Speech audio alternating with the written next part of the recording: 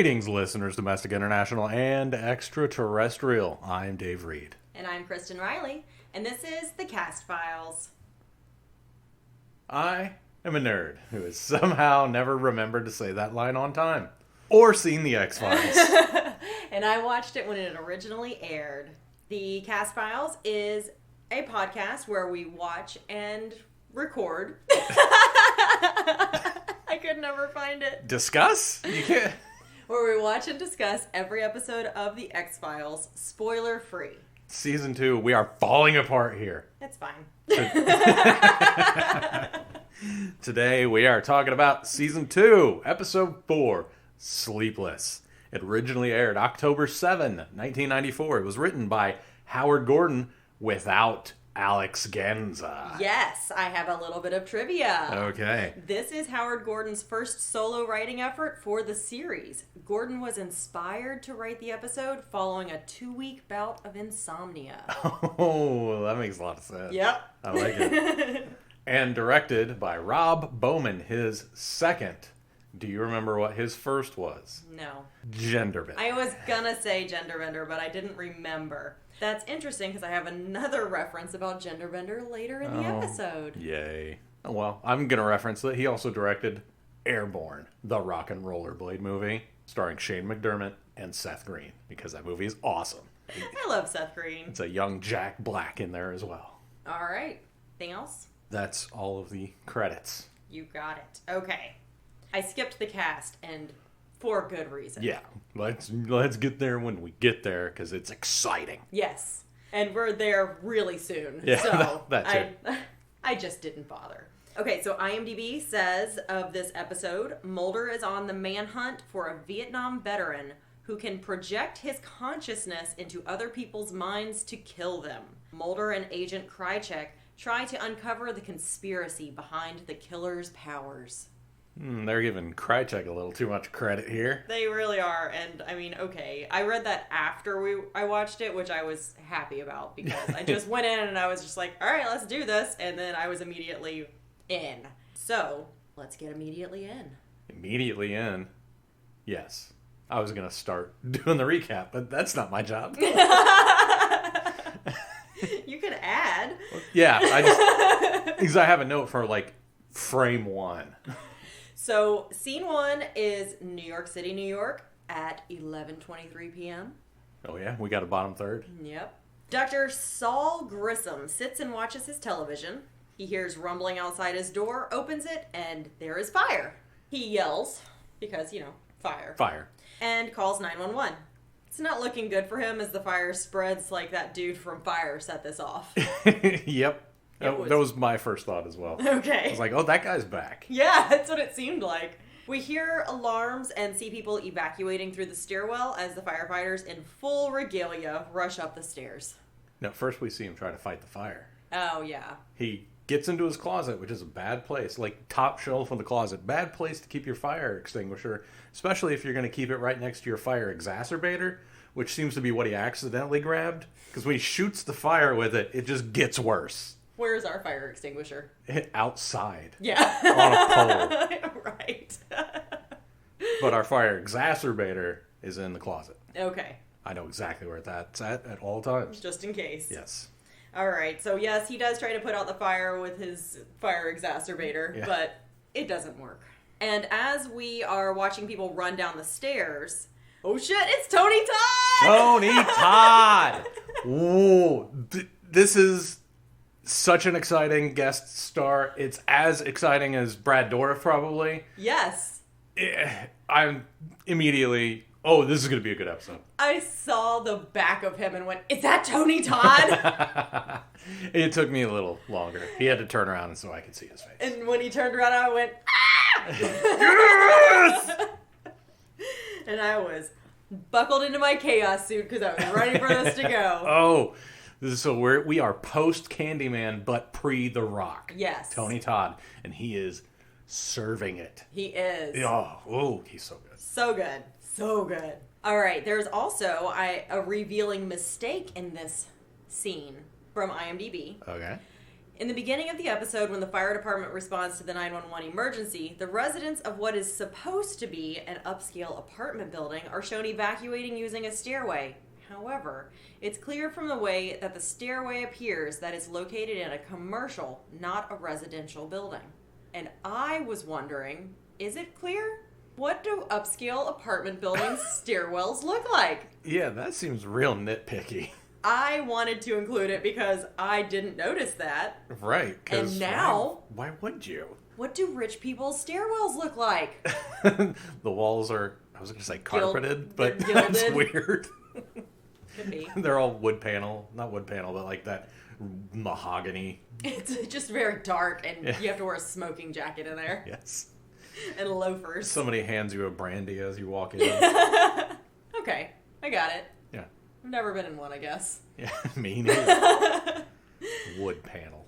Wood panel. Like you're an Irish family in the 80s. Yep. Well, it turns out that all of this hullabaloo is going on for no good reason. There is no fire at 606, but the dude is dead anyway. What a drama queen. Such a drama queen.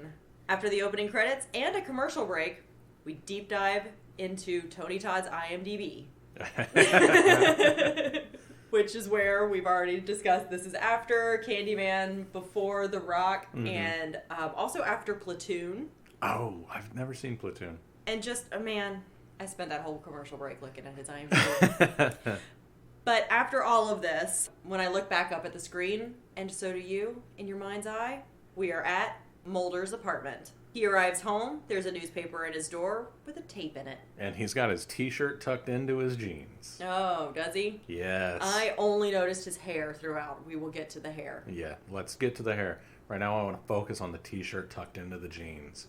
Because I think by 94 I had stopped doing this, but in the early 90s, definitely 93-ish, I was a t-shirt tucked into my jeans guy.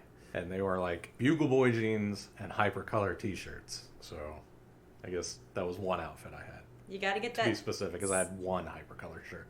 You gotta get that cinched waist look. Yeah. Well, I did not have a braided belt, however. Or Z Cavariccis. I did want Z Cavariccis. Did you? I got the Cool In stuff 3 years after it was coolin' in. Well, you were also in Indiana. I'm not sure what the timeline is of what's coolin' in. Okay, it might have been 7 years then. It was after it was coolin' in with everybody else in my school. To be clear, I was in Louisiana, so also not the hot spot for fashion. North Louisiana, not the cool place that everybody thinks of New Orleans as being, which only just smells like piss. But you can't see that on TV. And there are you can't. Hot, sexy vampires, so New Orleans smells worse than it looks. But it is pretty cool to visit. Okay, so in the newspaper, there's an article with Dr. Grissom's obit that is circled. Dr. Grissom is the guy who died in the Nod fire. And Mulder has a tape player, which I thought was really interesting. But it's okay, because it was common in his day. Oh, yeah. Okay. I don't know how, but you jammed me up with that. I don't either. I wasn't expecting it. No, it didn't seem like you meant to. Nope. And on the cassette tape is a recording of the 911 call. And in the 911 call, we hear Grissom, as we have just heard, him calling and saying there's a fire. So Mulder knows that there's a fire, and then shortly we will find out that in the article, there's no mention of a fire. But this is where we are in scene 2 with Skinner. Skinner is really just serving Mulder again. He's so... What's the word I'm looking for? It's not impatient, but he's just not in... he's so uninterested. Yes. He's unimpressed by Mulder. Yeah. To the extreme. An extreme amount of unimpressed. Yes. So in Skinner's office, Mulder's trying to get the case file. But the case file is not being given to him. And he's like, but I don't understand. But I asked for it. I came to you and asked. Look, I didn't just go to Puerto Rico. This time. I mean, this is why I don't ask, honestly. So that's basically how the conversation goes. They both agree that there's no mention of the fire in the article that they both read. And Mulder makes a sad comment about how Deep Throat is the only person he ever trusted, which is rewriting history if I've ever heard it. Well, he trusted him. Then Scully told him not to, so then he didn't. Until Deep Throat said, "Trust me," and then he did again. It was... At least that's how I remember it. It's like, yes, I'll believe anything you tell me. Scully's like, you shouldn't believe what that guy tells you. It's like, well, you're right. I shouldn't believe what this guy tells me. You just said the same thing Mulder. twice. But now I'm acting it out. I see. Okay, sorry. Continue. No, it's too late. You have broken my mood. And your soul. The muse has been taken from me. Sorry. So disgracefully. Well, I do want Deep Throat to come back, so we have that in common. But he wasn't trustworthy. No. He lied to Mulder, and Mulder just keeps forgetting. Yeah, it's... Also, you are correct. Remember when Mulder was 6 feet away from that one alien that they were taking away out of that that facility while he was standing there limping? It would be great if we could get a different angle and there is a dead alien body in that room. They're just quickly wrapping it up. He's right there. In my headcanon, that's what's happening. And Deep Throat just distracts him just long enough. Just long enough, yes. That'd be fun. There's a secret panel like in a magic box. Okay, like a false wall. There's a false wall, and they get it closes right as Mulder is coming around the corner. Like they're still in the box because they can't take it anywhere. Like it looks like it's a full room, but it's only like 3 inches deep. Yes. If you look at it at the perfect perspective. And that's where they're just like, shh, shh, shh. Don't anybody see it. Don't touch the wall, don't touch the wall. Frank. Don't sneeze, Frank. Yep. Finger under the nose. Yep, that's what's happening. And then we see Mulder at his desk because Skinner has dismissed him, which is hilarious. And Mulder's doing some listening to tapes, transcribing. And, oh my god, Krychek is in this episode. Yeah, you say that. You're excited about Krychek. I hear Krychek and I'm like, I think that's a name. I think that's a name that's a thing. I think this guy is a thing. This guy is a thing. This guy is a thing, I think. And here is the first bit of trivia, because the other one was a mistake or whatever. The first appearance of Alex Krychek, played by Nicholas Leah. Leah assumed a different role earlier in the series in The X-Files, Genderbender. What? Oh, was he? He was one of the Johns. One of the victims.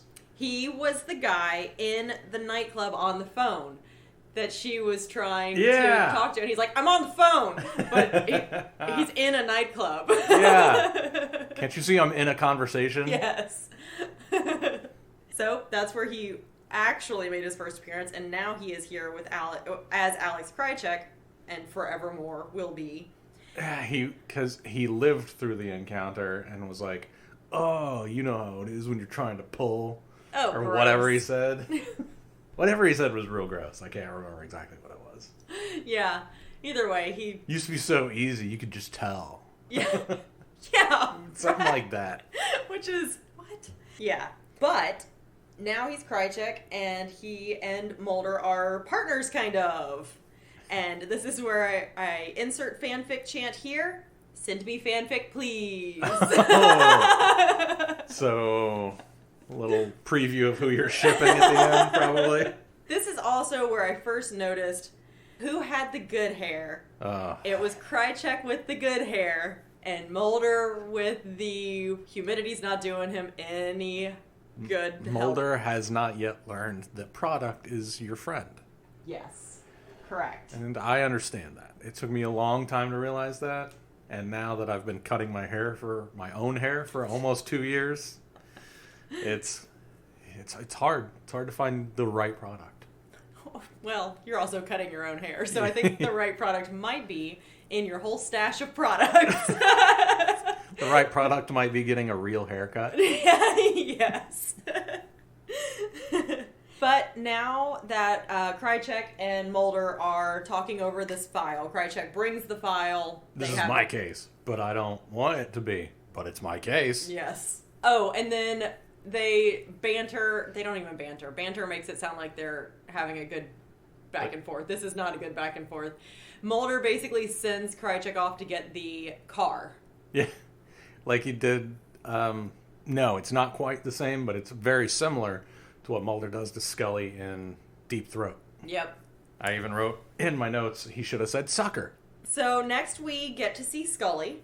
Speaking of Scully, she is in an autopsy class, which the body is laying face down, which of course must be a thing that they do during autopsies, but it's... Yeah, you just don't see it on TV. No, it's the first time that I've... thought about the fact that they have to look at their backs too sometimes. Yeah. Yeah. It was very strange. No, I got the same thing, because you can only see their feet. Yeah. And their feet are pointed the wrong direction. Yes. And it was unsettling in that, oh, no, this is probably normal, but unusual for my eyeballs? Yeah. My eyeballs? Nope.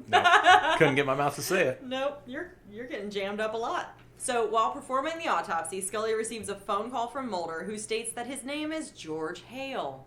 That was a good throwback to episode 1. Yep. Apparently that's their signal. Yes. And then there's the explanation of who George Hale is if nobody remembered, but you just did it, so good job. He wants her to autopsy the body, and she's like, but no, I have my own job to do. I'm busy. And he's like, don't worry, I'll get it to go. I'll just get it to you. Yeah. Do you move dead bodies? No. Okay.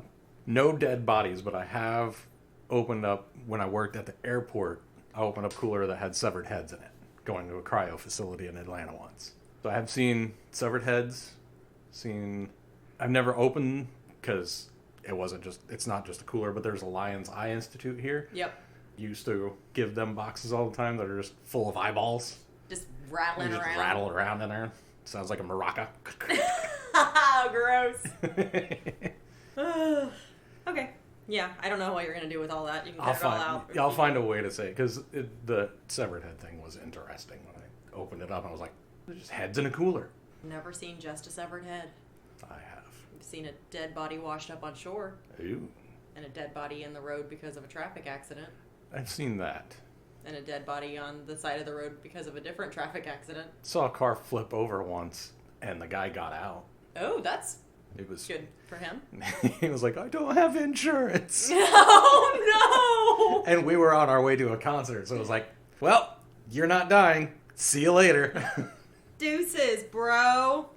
We've got to go see Black Sabbath and the Deftones. Ah, yikes, yikes, yikes, yikes. Okay, so he's going to ship her the body, and he ditched Krychek, of course, because Mulder doesn't play by the rules. That's just a little hazing for the new guy. Same thing you did to Scully. Oh my gosh. So next we see Mulder at Grissom's sleep disorder clinic. So next we go to Grissom's sleep disorder clinic. Dr. Grissom was a sleep specialist. The newspaper told us so. And then also he has a sleep clinic. So Yeah. It also did not tell us that there was a fire. that's true. Uh-huh. I read that. Yeah. I didn't read it. Ooh. Because it's not in it. I read that it wasn't written. And Mulder asks the nurse about work stress and delusions. She says, excellence demands certain sacrifices. It does. Don't make a poster of that. Go outside instead. No, I want a little kitten. Hanging from a tree. It says excellence demands certain sacrifices, and then somebody comes and knocks the kitten off. No! Why? Because excellence demands certain sacrifices. Kitten sacrifices? Specifically. Wow. No. Go outside instead. And knock a kitten off a tree. No! This is where we find out what happened. In theory, they can use electrical stimulation of the occipital lobe to create simple visual and auditory hallucinations, which means they're altering people's dreams. Now, did you do any science corner about that? Nope. Because this is somewhat based in reality. It's really interesting the way that they can induce like sleep paralysis in people by different tones and vibrations. And they can basically exactly simulate what people describe as an alien encounter, being abducted by aliens, just by doing different tones Oh. while you are sleeping. It's wild and really interesting. Well, I apparently didn't find it interesting enough to do a science corner on. Apparently not. But this is just knowledge rattling around in my brain. They can do stuff like that. They found out that like air conditioning units can vibrate At the right frequency? at the right frequency to move the liquid in your eyeballs to make you think you're seeing stuff. Oh no, we have like 8 units right outside. Right. So if we're ever attacked by ghosts, it's just the air conditioners Oh. making us like it doesn't make you like visually see like the devil or whatever, but it makes you that you see something out of the corner of your eye moving and then you look and nothing's there. That's what it is. Huh. I like to watch a scary movie and then go to bed and turn off all of the lights and then read on my phone. So the only thing that I can see is my phone and the black void behind my hand.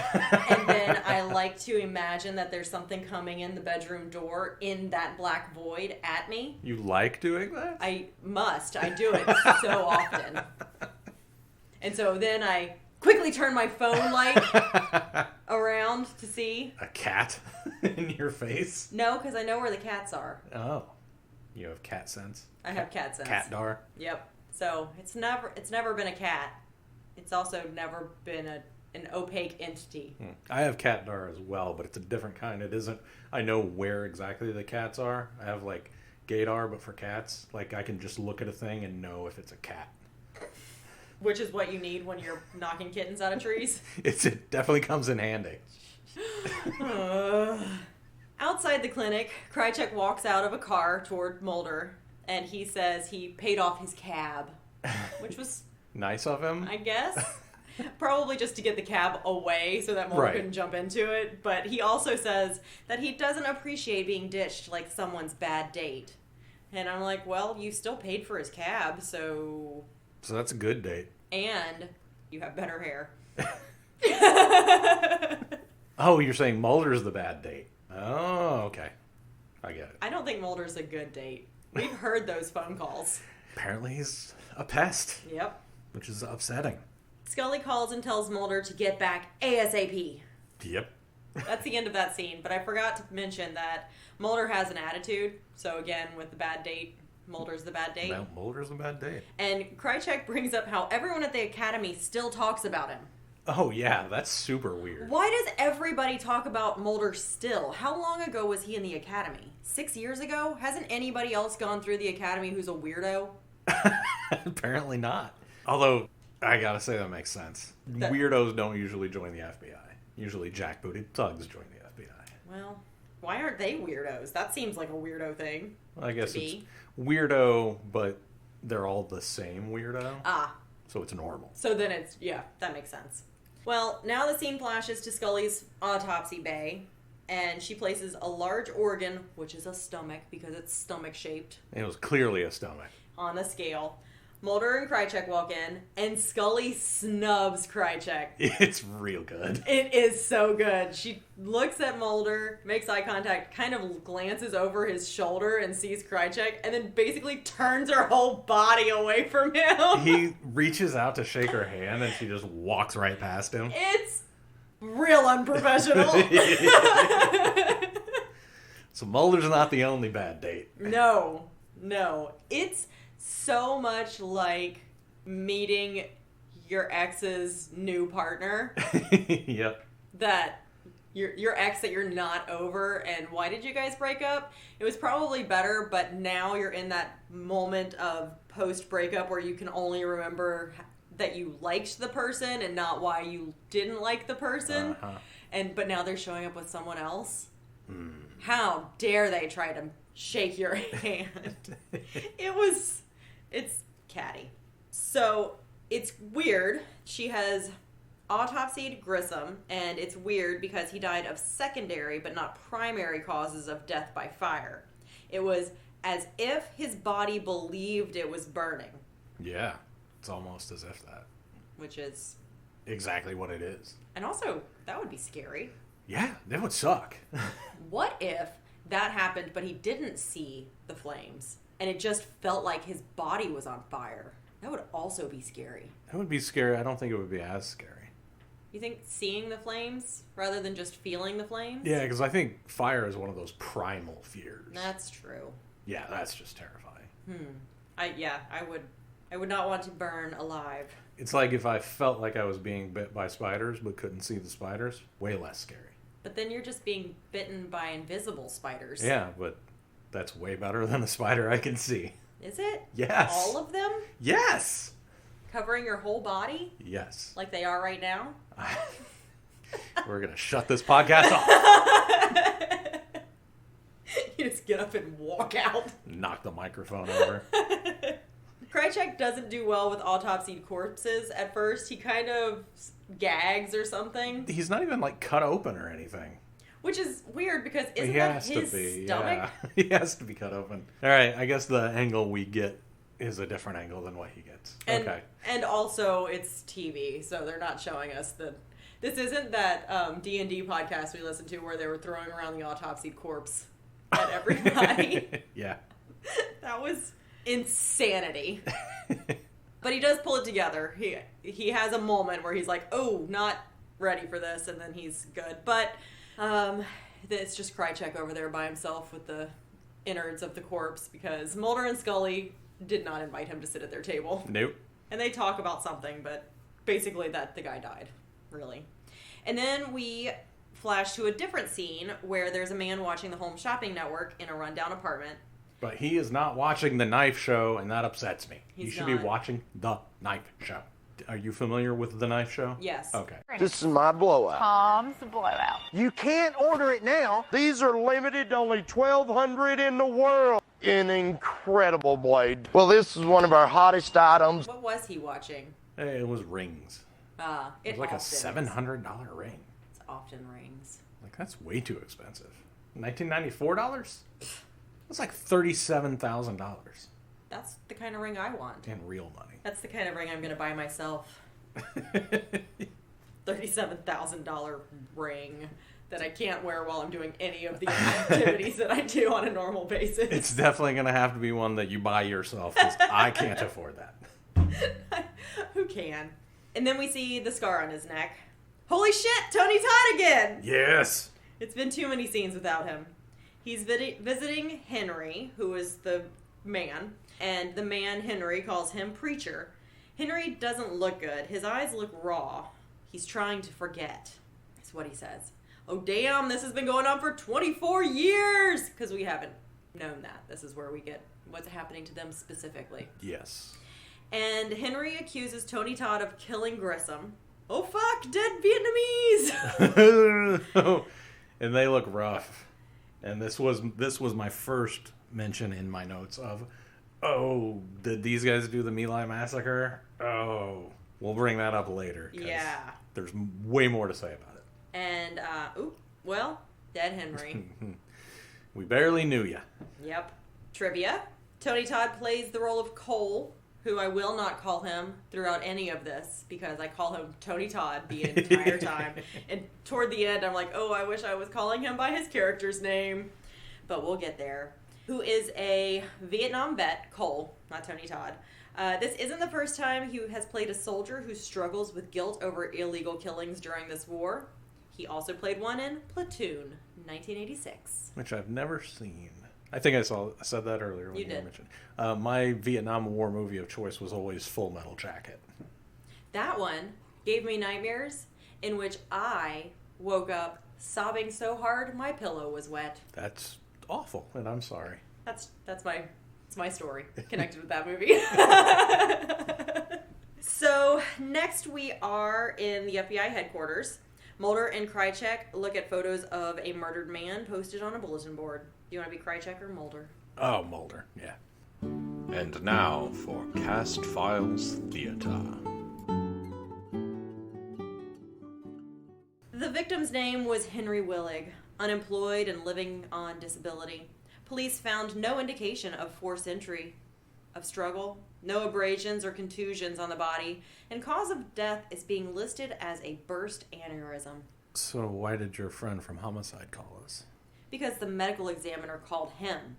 The autopsy revealed 43 small internal hemorrhages and skeletal fragments, which doesn't just happen spontaneously, not without some corresponding external trauma. So what does the ME have to say about it? He said if he didn't know otherwise, he would swear they were gunshot wounds. That was Cast Files Theater. What? Mulder side-eyes him, then points at the scar on Henry's neck. Krychek mentions Vietnam and how the military didn't keep great records then. Okay.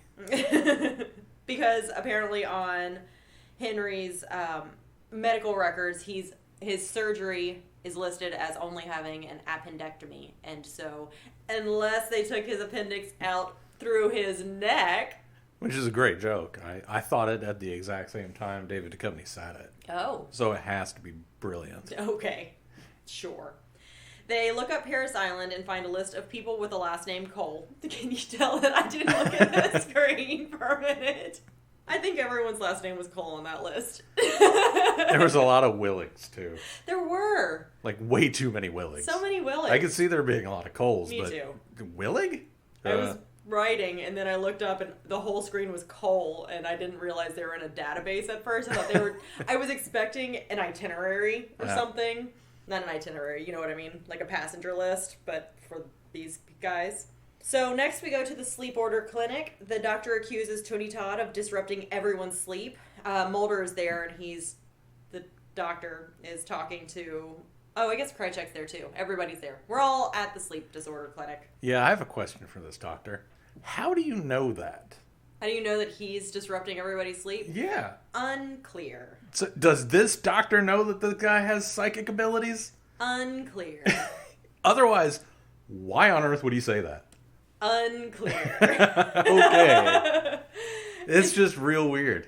Is he in isolation because he doesn't sleep, so he's just yelling constantly? That seems unlikely. Yeah, because you wouldn't say it like he's interrupting people's sleep patterns. No. You would be like, he's loud and keeps people awake. Right.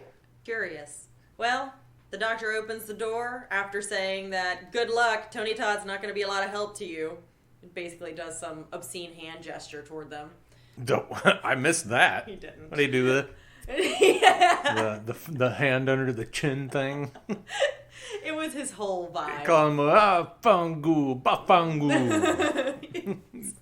That was the vibe I was getting from this Give guy. him the old hand in the crook of the elbow thing. What's that called? I don't know. I that's don't know what any of these are called now that a I've weird one. mentioned them. It turns out the doctor released Tony Todd 2 days ago. Bum, bum, bum. That's when the murder started. Yes. And the doctor is pissed at the nurse, and she's like, I was here, you signed this. Here's your signature. Isn't this your signature? And he's like, oh, fuck. And she's like, yeah, back on out of my station, sir. Doctor. He gets a call from a mysterious person who says to leave Krychek behind. Ooh, mysterious. Yes. Now, worth noting that it's not the same mysterious phone call that talks to him in episode 1 or 2 of the season. I don't know if it's worth noting. It's more like an error because I think it's supposed to be the same person. Okay. You think so? I think so. Okay. You think it's multiple mystery persons? I figure you could plan 2 episodes in advance to have the same guy make the phone call. I can't. What's happening? What's in 2 episodes? I don't know. I'm not the showrunner. You are of this show. Oh. No, I'm not. I'm the technical director. All right. Well, we go to an old abandoned warehouse where we meet Mr. Mysterious. He hands Mulder a folder. And Mulder says, who are you? And he says, I am Mr. Irrelevant. Who I am is not relevant. Yes. Oh, how original. Yeah. And this is where we learn that there are sleep eradication studies. Can we stop having wars so we can stop doing stupid studies like these, please? I agree, sort of. I would love to have my sleep removed. Have you watched this episode? Twice, yes. Tony Todd has not slept for 24 years. It doesn't end well. I feel like we could get it right, though. Who? DARPA? Shield. Ugh. And there's another person from the study, the sleep study, that they didn't know about. The mystery man also says he's not on a suicide mission like some people he knows. Wink, wink, deep throat. So, no, Mulder cannot have his cell number. Nice. Okay. So, you have called him something, but did you try to think of any names for him before you looked up what he's called in the show? No, I was not worried about it. I was, because he needs a name. Yes, so, and he had a name, and so I used his name. So, Deeper Throat? No. Too Deep, Two Throat? No! Deep Throat and the Sorcerer's Cup? Deep Throater? No! Deep Throatier. Look who's Deep Throat too? No. He says he's not Deep Throat. He's not on a suicide mission. Okay. I guess we'll call him Mr. X. You call him whatever you want. So here's a bit of trivia about that old abandoned warehouse. Ooh. I know how much you love architecture. I'm so in. That was one of the careers I wanted when I was a child. Architecture? Yeah. Clearly I had no idea what it was, because there's nothing I'm interested in. No, I mean, like you just said, I'm super interested. Yeah. Yeah. Can't believe I lied like that and said I'm not incredibly into architecture. I apologize to everyone. Thanks. Especially you. You should. And especially the listeners. Yes. The stadium that is under construction, in which Mulder meets a certain someone, is General Motors Place, located in downtown Vancouver. Construction began in July 1993 and was completed on September 21st, 1995. In July 2010, its sponsorship with General Motors ended, and it has been known as the Rogers Arena ever since. That is interesting. Good job. Thanks. It also reminds me of the time I almost got arrested at Lucas Oil Field when they were building the place. Yep. We went to an Indianapolis Indians game. Hopefully they've changed that name by now, but I doubt it. And I worked at the Slippery Noodle Inn at the time. And we were going from the Indians game to the Slippery Noodle Inn. And in between, they were building this stupid stadium. And I was like, you know what? I'm hopping these fences. It's right there. I just want to go across. And there's nighttime security at those places, it turns out.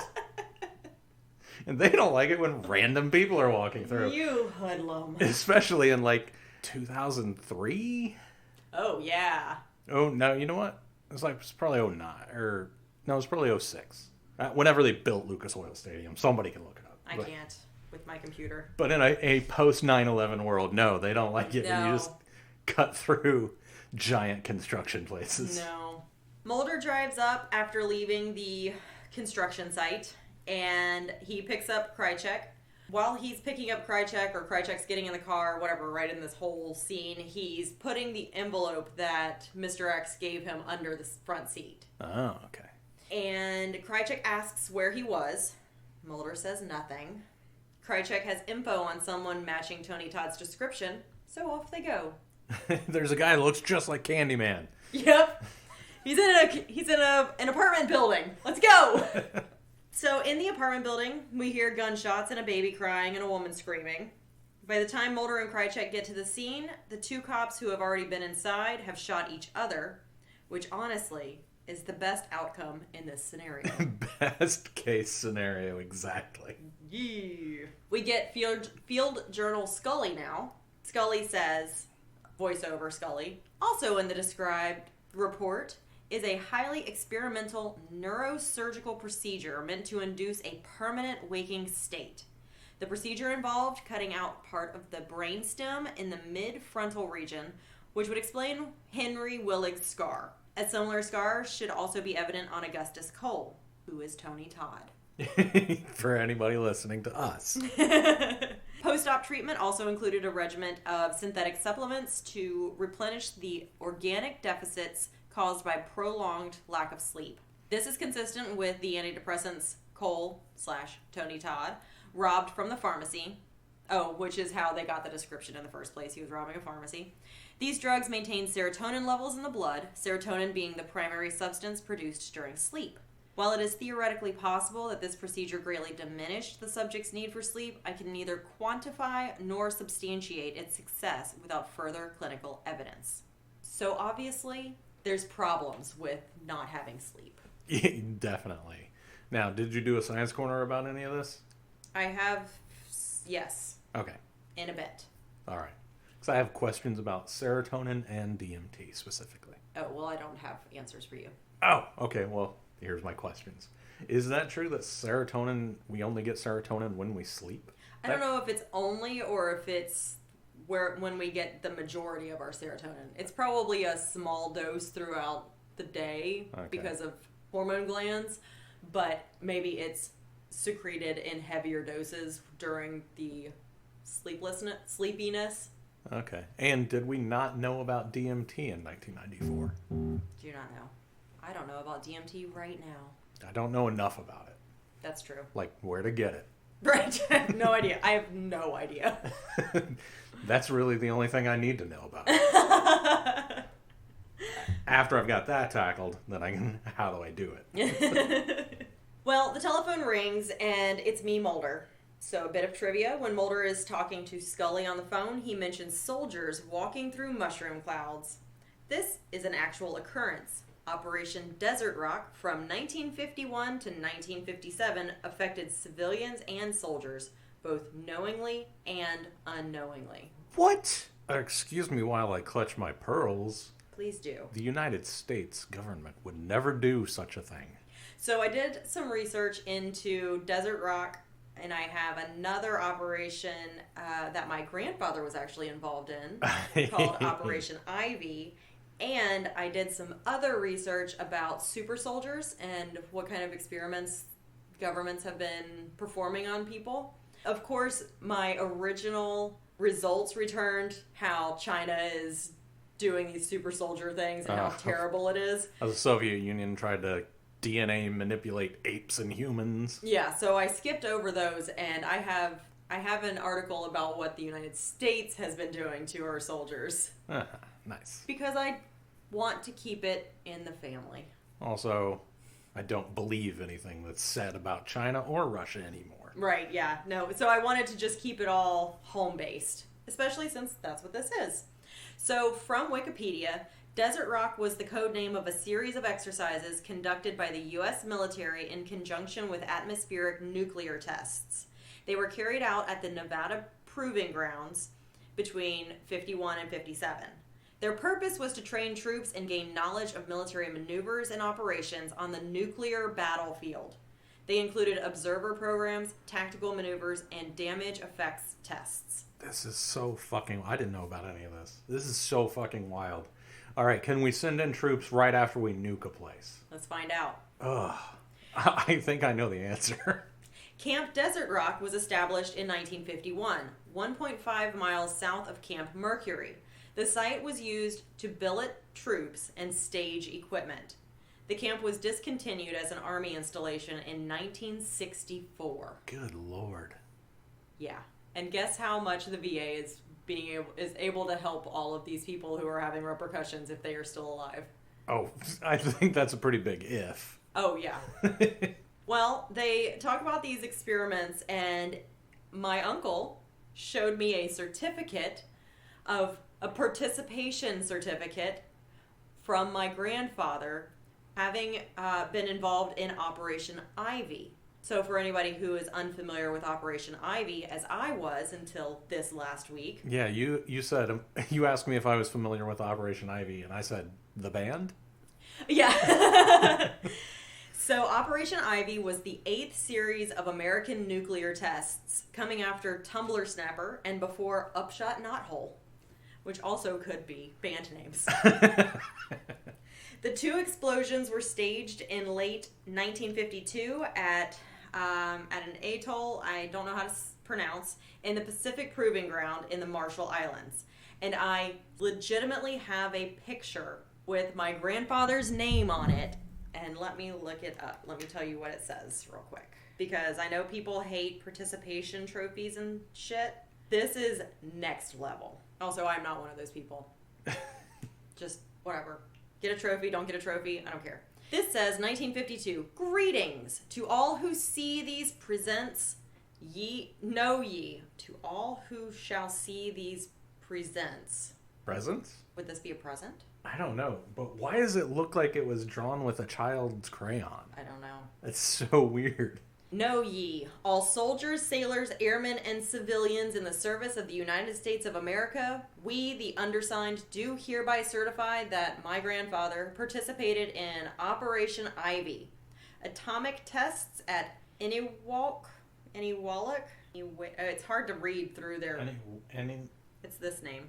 Eniwetok Atoll, and Atomic Energy Commission, fall of 1952, and it is signed by 8 different people. Are any of them Douglas MacArthur? I can't read their writing. Doesn't look like it. But this is insane. It's pretty wild. Also, he just died, so... He was doing that like at the same time my dad was being born. Wow. So my genetics have atomic particles in them. That's why you can run 50 miles at a time. I am a super soldier. I just have all the acid my mom did when she was pregnant with me. Ooh. That's why I can't run 50 miles cumulatively my entire life. Also, you're not training for that. So that's what's been going on. Also, I looked up the 10 most outrageous military experiments. There is an article by that name by Jeremy Sue, February 28th. This is 2011, so obviously it's outdated. I'm sure we've done some other fucked up shit since. And admitted to more. Yes, but I only picked 2. One that has to do with this episode and one that answers a question I have always wondered. Ooh, exciting. So, the 24/7 warrior is one of the experiments. Sleep can be a warrior's worst enemy. Holy shit. They did this thing? Wow. Whether during day-long battles or long-duration missions flown from halfway around the world. But various military branches have tried to change that over the years by distributing go pills or stimulants such as amphetamines. It's all probably just great outcomes for everybody. Let's get all our soldiers hooked on meth. More recently, the military has tested and deployed the drug modafinil, which has supposedly enabled soldiers to stay awake for 40 hours straight without ill effect. I have skepticism about that last statement. And the U.S. Defense Advanced Research Projects Agency, DARPA, is funding even more unusual anti-sleep research, such as transcranial magnetic stimulation that zaps the brain with electromagnetism. Oh, I want that. I want to try that. Okay. Well, DARPA, if you're listening. Hey, hit me up. Hit me up on my celly. Okay. And have you heard about eating carrots giving you better vision and better night vision and things? Yeah, because it's got like vitamin D or something. Vitamin A. Vitamin A. Specifically. Okay, so I remember that from childhood, and I was always like, where did that come from? Now, can you guess what immediately springs to my mind? What? And what's with all the carrots? What did they need such good eyesight for anyway? And what's with all the carrots? What do they need such good eyesight for anyway? A lot of foods have vitamin A, but carrots is the one that has stuck for some reason. Uh-huh. So, another one of the top 10 experiments from this article is infrared night vision. Okay. The U.S. Navy wanted to boost sailors' night vision so they could spot infrared signal lights during World War II. However, infrared wavelengths are normally beyond the sensitivity of human eyes. Scientists knew vitamin A contained part of a specialized light-sensitive molecule in the eye's receptors and wondered if an alternate form of vitamin A could promote different light sensitivity in the eye. Just inject carrot juice right in your eyeballs. They fed volunteers supplements made from the livers of wall-eyed pikes, and the volunteers' vision began changing over several months to extend into the infrared region. Shut up. No, really? Really. Oh, I gotta get those pills. It started to work. Such early success went down the drain after other researchers developed an electronic snooperscope to see infrared, and the human study was abandoned. I want to know where they're at now. Yeah. Other nations also played with vitamin A during World War II. Japan fed its pilots a preparation that boosted vitamin A absorption and saw their night vision improve by 100% in some cases. That is so interesting. Yeah. So if you guys want a side project deep dive into this, let me know, and I will do it. I gotta get me some vitamin A supplements. Crazy, right? That's awesome. Who knew that our moms telling us to eat more carrots to improve our eyesight came from a DARPA experiment? I want that predator vision. I'm not sure when DARPA was enacted, but came from military experiments on people. That's pretty awesome. All right, you got one good thing. I'm giving you this one. So back to the X-Files. Mulder explains his hypothesis about Tony Todd to Scully. They're still talking on the phone, and he thinks Tony Todd has somehow become the external stimulus for altering people's dreams. Which, yeah. Yes. Krychek gets Mulder's attention. Scully seems jealous. It's exactly ex versus new partner vibes that I mentioned earlier. And then Mulder and Scully are flirting. That could definitely be friendly banter. Nope. It No? wasn't. Oh, are you turning into a shipper?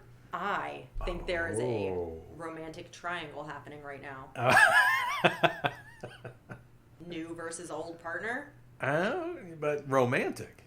The one with the good hair.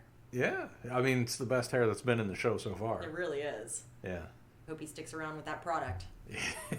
Mulder also quips something about how he needs some seasoning and a wardrobe update or something. Fashion advice. And I'm like, one, I still haven't looked at his clothes because I'm too busy looking at the man himself.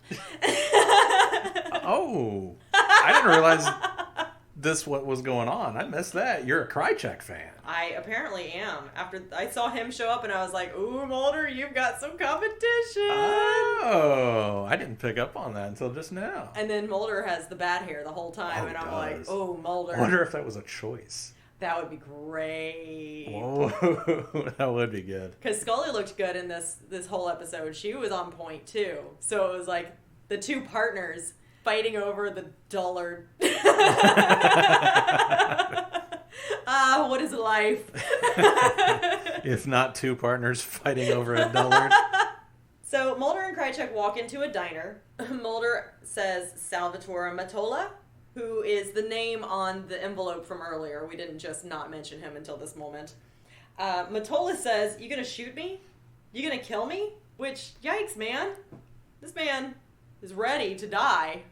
Or to become after, I guess. I have a similar note. He asks that, and Mulder responds with, "We're FBI?" Oh, same question. That does not change my question at all. It didn't clarify. Matola read about Grissom and Henry in the paper. It's what... Oh, I wrote, it's what people did back then. True statement. Yes. Now Sal has to spend his break talking to the feds. Sad face. Sal Matola. He also mutters to himself as he's going to the back, because I don't think he wants to be here either. No. Nobody wants to be talking to the feds. It's not on their break. None of it. He explains the experiment. He says, "Yeah, I suppose I could spare a minute." He does. Because he's got all the time because he doesn't sleep. Yep. But then at the end... So this is a specific thing that needs to be brought up. That's a good point. Okay. Yeah. He says, "Yeah, I think I can spare a minute." That's a good point. That's a good catch, because I didn't catch it until just now. Okay. So he explains the experiment, how the soldiers were told not sleeping would be like living 2 lifetimes. Then they had to take serotonin and eventually stopped taking orders. Apparently they started murdering people without orders, which I guess is worse than killing farmers, women, and children because of orders? It's way worse. You're not allowed to do this on your own. We don't like initiative in our soldiers. No, that is not that is not a thing that is looked well upon. Mulder mentions Tony Todd. Sal knows him as Preacher. The nickname came from Tony Todd reading the Bible and telling everyone they were going to have to pay for what they've done. So Tony Todd realized back when they were murdering all of these innocent people that eventually their time would come. So he recognized at the time it was bad, but then still kept doing it. Kept doing it. All of them kept doing it. Yes. Well, here, the other guys didn't realize it was bad. You think that? This is, yeah. You mentioned something while we were watching it the second time. Yeah. That I was like, we're going to have to talk about this. So you don't think that they knew? Let's save it for the end. Okay. Because I've got... Stuff to say? Not statements, but I have questions. Okay. Mulder asks him why Grissom, since Grissom wasn't in Vietnam. Except he was. He was there. He made us who we are. Yep. Along with Not who we were. No. Who we are. That's a good clarification, too. Uh-huh. Along with his partner, Girardi, who actually performed the surgeries, which is the first time anybody has heard of Girardi.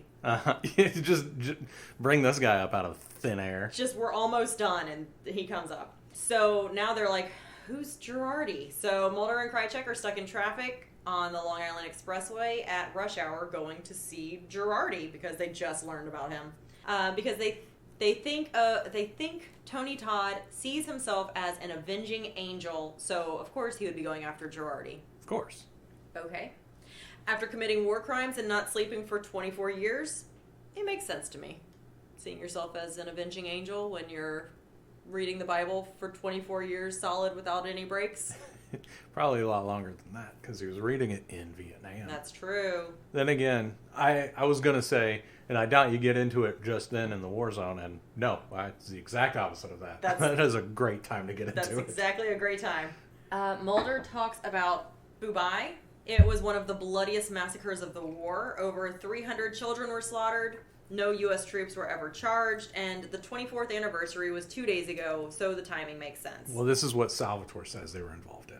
Yes. This is not a real thing as far as I know. It isn't. So I looked up Phu Bai, not to bring anything down, but I did look it up, and Phu Bai is a place. It was a combat base, a former U.S. Army and U.S. Marine Corps base in south of Hue in central Vietnam. So it was a location, but it was the location of a combat base. And now it is the Phu Bai International Airport.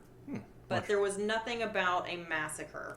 Mulder brings up in this scene the My Lai massacre. Yes. Which is a real thing in which 300 to 500 civilians were killed, mostly women and children. And he says, unlike My Lai, the people in Phu Bai got away with it. Right. The people in My Lai got away with it. One person was charged. One person was charged. Well, we've got another scene that's not going to make you happy. Excellent. Mulder and Krychek go to the train station. They acquire the photograph of Girardi. Oh, I missed mentioning that Scully calls them while they're in the car and says, Girardi's on his way here for the funeral, so they don't have to travel anywhere else. Great. So now they're going to go get him at the train station. But here's a goof, because they have a picture of Girardi. Mm-hmm. Mulder looks at the picture, and then when he is on the train platform, he takes a second look at the photo when he thinks he sees the doctor. But this would be unnecessary because it is stated that he has a photographic memory in Season 1, Episode 11. He has Fire. the inability to forget things. Yes! See? It came back! That's another one that seems nitpicky, though. Well, it's just a goof. Yeah, I know. It's not you writing the goofs. I'm not criticizing you. Well, I put it in there because I thought it was funny and I wanted it to be like the inability to forget things. Scully calls and has very important information. Some kids check the payphones for coins. That was one homeless guy. Oh, was it? Yep. I inserted kids as I looked up and saw the hands because... That's what we did when we were kids. Yep, I said, like all of us have done. And Tony Todd is there. Yay! Because he's not in here enough! They really underutilized him. Criticism for this episode. More Tony Todd! It's really the only harsh criticism I have for this. Oh yeah, no, this is not enough Tony Todd. This is a great episode. Like, they used Brad Dourif real well. He was in it enough. He did his Brad Dourifiest. Yes, he did. It was great. But yeah, not enough Tony Todd. No, we could have definitely used more. Mulder actually sees Girardi, who is then shot by Tony Todd while Mulder points a gun at him. Girardi's in this crossfire of Mulder pointing a gun and Tony Todd pointing a gun. And also Mulder is shot, Oh, actually, Girardi wasn't there, but that's what Mulder saw. Krychek says he never showed. No one addresses why Mulder's laying unconscious on the ground. Krychek does address him pulling his gun out, though. Yes, he does. Why doesn't Mulder's body think he was shot? He should have all these secondary He should. bits of gunshot wound. Yep. Unclear. This is a goof that I think needs to be brought up. I agree. Also, Krychek makes a really good statement here where he says, you were running around wildly swinging your gun. You could have killed somebody. Yeah. Good job, Krychek. Maybe you're a good guy. Hold that. Okay. Krychek and Mulder go to the security office at the station. Krychek calls Mulder out for his absurd and potentially deadly antics, as I just mentioned. And Mulder explains his unpopular opinion about Tony Todd being psychic or whatever, and Krychek is like, oh yeah, that makes sense. Yeah, I want to believe. He doesn't say it right, though. No. He says, I want to believe. No. I want to believe. You gotta say it right, Krychek. Come on, man. Well... You know what? I take it back. Not a good guy. Well, now we go to see Tony Todd and Girardi. They are somewhere dark.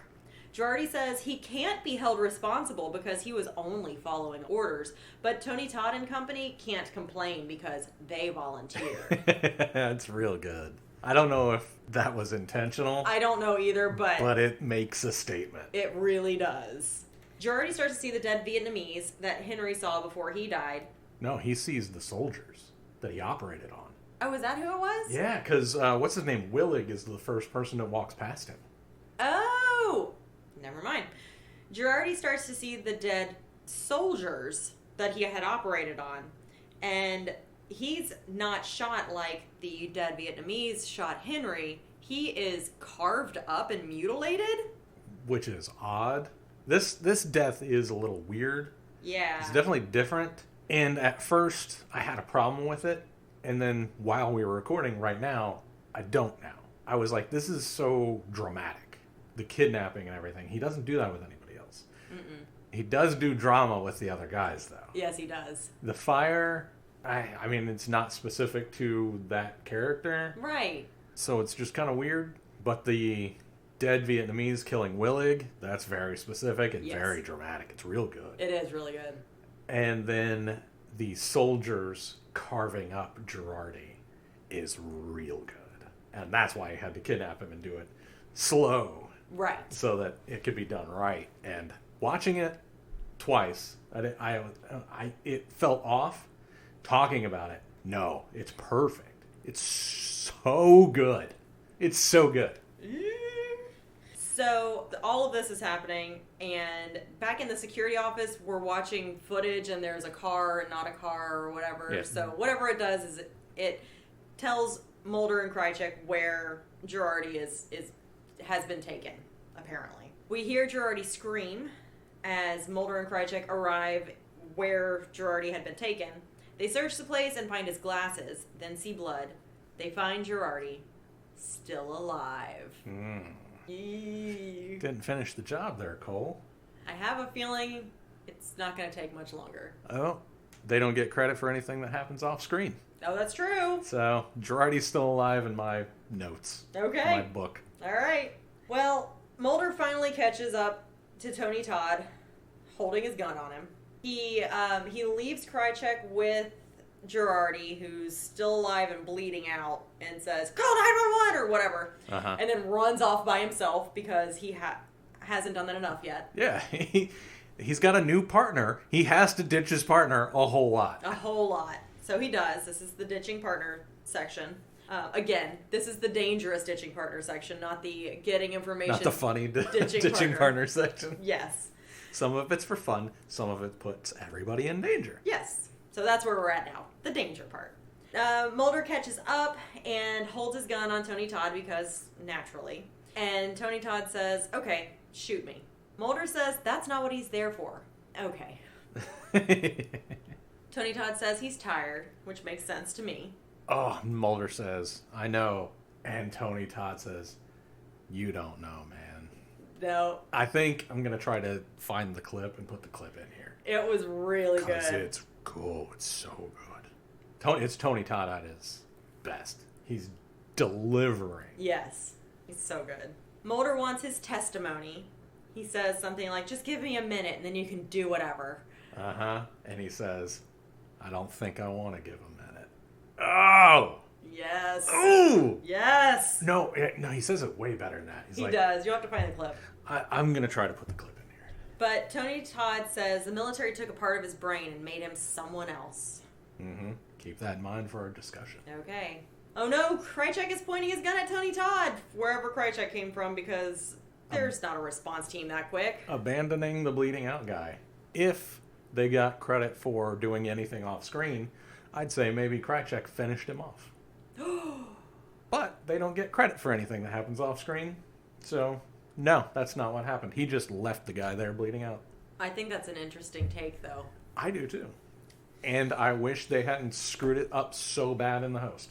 Well, Krychek points his gun at Tony Todd. He sees Tony Todd point a gun at him, and Krychek shoots. But what we see is that it was a Bible, because the vision thing is going on. Yeah, but Mulder is yelling at him the entire time. Don't do it. Don't shoot him. Yep, and Tony Todd's last words are, good night. Mm-hmm. Ugh. Krychek says, he had a gun. He was going to shoot you. And Mulder says, you did the right thing. Lets him off the hook. I hate it. You did the right thing. I hate it so much. As Krychek realizes he shot an unarmed black man and they can cover it up. Uh-huh. Ooh, I hate it so much. Yep. They leave. Mulder gets in his car and reaches under his seat for his folder, which is gone.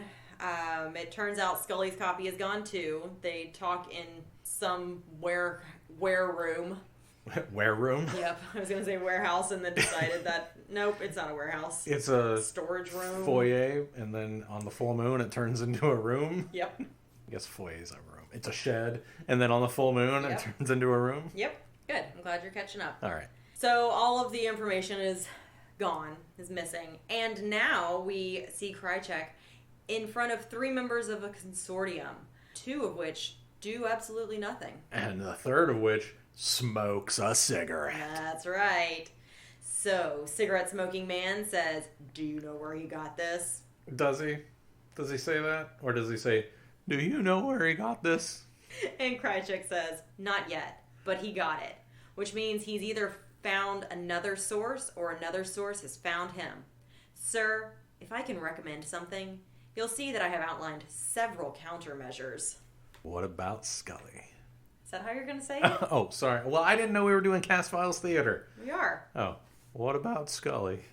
Reassigning them to other areas seems to have only strengthened their determination. Scully's a problem. A much larger problem than you described. Every problem has a solution. Puts out his cigarette. Stubs out a cigarette. Thin. And this scene, I'm with Mulder. This dude needs a tailor. Krychek, that suit fits terribly. Yeah. It looks like a refrigerator box. This is the only time I looked at his outfit. I didn't like his tie either. And we are back to end of season 1. Why didn't they kill Mulder and Scully? If they're that big of a threat and they don't need them for something, it makes no sense to leave them alive. They kill everybody. Yes, they do. Just indiscriminately. A nurse who looked at a thing once, dead. Just everybody. Everybody who's remotely involved in this, just dead immediately. We don't even think about it. Mulder and Scully, that know everything and getting close to the truth. Ooh, they're a problem. I don't know what to do about this. Yeah, I don't know. It's another one of those loopholes that is too large to be forgiven. We're going to find out that both of their parents are senators. It's the only reason that they're alive. There's got to be a real reason. You can't show them just killing all of these randos that have nothing really to do with it, who can't, know what's going on. Right. And then leave alive the people who know way more. Yeah. Without a reason. You have to have a reason. I agree. It's a big deal. So what's your questions? So these guys that were, the Fubai Massacre guys. Yes. They were operated on, like Tony Todd says, they cut out part of my brain. They made me a different person. Mm-hmm. So how responsible are they for their actions? because they were experimented on just beyond the cutting out of the brain. They were like, we know that doing this and depriving of these guys of sleep is going to make them super aggressive. Right. And off the charts. Killers. Right. So that was the intent behind it from the beginning. Yeah. So how responsible are these guys for that? Especially years later, like Salvatore and Willig, they have like calmed down from that. How responsible are they actually for doing all of that? I don't know. That's a hard one. It is. Like, I don't have an answer. But you're like, in the Salvatore scene, you were saying, at first I had sympathy for this guy, and then I remember what he did, and I don't have sympathy for it anymore. Yeah, but I said that off mic. Oh, did you? Yep. Oh, I couldn't remember. Because by the time we got back around to that scene, again, I was like, all right, now I'm not really sure. And honestly, David, they were volunteers, so... The doctor was just following orders. The guy who's slicing into their brain to make them different people. Right, yeah. Just following orders. It's an interesting... Yeah, I don't have an answer. It's a bad scenario because doctors did this kind of stuff and probably still do, but definitely did. And we have documentation of doctors just scrambling people's brains to make them docile. Yeah. In lots of institutions. Oh, the dude who invented the lobotomy. Look into this guy. Look at what he actually is. He's not a doctor. He has no medical background at all. No. He was a roadshow dude. He was a snake oil salesman. And they continued this shit in the 50s. Yeah. I think maybe in the 60s. Because a guy wanted to put on a show and scramble people's brains. This country is ridiculous. Yeah. So I don't know how to feel about any of it because obviously the mass murders in this episode, they made up a whole different massacre. Yeah. That wasn't real, but our soldiers went over there and massacred people for real. Without these experiments. Yeah. And we're not talking about that. Yeah, I really think they shouldn't have brought up the My Lai massacre in this episode. I agree. Maybe in the X-Files universe that didn't happen. Right. But the Fubai thing did. It's like in space when they bring up the Challenger. Yeah. It's don't bring in real tragedies into this universe because you're really diminishing the deaths of those people when you do that. Real people, real traumas, real people are alive today who knew those people. Yeah. I don't like that. No, I don't like that crossing at all. over. No. Keep it in the fantasy world. Keep the real tragedies out of the X-Files. Yes. Especially ones that are recent enough that, like you said, people are alive today who were there. Yeah. So it's rough. Well, after we brought it down, how are we going to bring it up? By shipping people! So who are you shipping? You go first. Well, I already did, because I've already asked for fanfic. Okay, so you're Mulder Krychek. Yes. Okay. Man, I just don't know in this one. Not a lot going on with interpersonal relationships. There's a whole lot going on. There's a whole love triangle happening. Yeah, but I'm not shipping Mulder and Scully in any way, shape, or form. You can't. They were once partners, but they are no longer. Yeah, that's got to change. And with Krychek getting introduced, I don't think it's going to. I think this whole season's going to be the X-Files has no X-Files. But something's happening. Yeah, something's happening. The story is progressing, but I like it when Mulder and Scully are together as partners. Like, that's fun. Yep. This, hey, I'm going to call you out of the... Yeah. Not having fun this season. All right. Well, what is something that you are looking forward to? Well, how are you going to survive? Oh, are we still doing that? We didn't do that last time. Yeah, we did. Well, I wasn't born in Vietnam, so... Okay. I'm never going to a sleep clinic. Okay. That's how I'm going to survive. Well, I think we should both go to a sleep clinic. How I'm surviving is not joining the military, not massacring innocent people. I think those two things get me out of this one. Okay. All right. Well, looking forward to doing nothing next weekend. We don't have anything on the calendar, right? I have no idea. Because we've been so busy lately. We have been very busy. I'm looking forward to a weekend where we don't have to do anything. Okay. I'm looking forward to the weekend that Riley and I are running a half marathon together. Oh, that's like multiple weekends out. Yeah, but we went training today, so it was good. Yeah, you can only mention these things one time. Okay. So you can't mention the half marathon ever again on this podcast. I can if it's in the past. Okay. Because now it's the future half marathon. Oh, you got me. Yep. All right.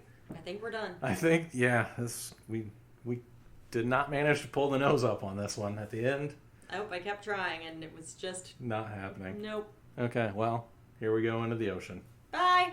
The Cast Files is produced by Kristen Riley and Dave Reed. Edited by Dave Reed.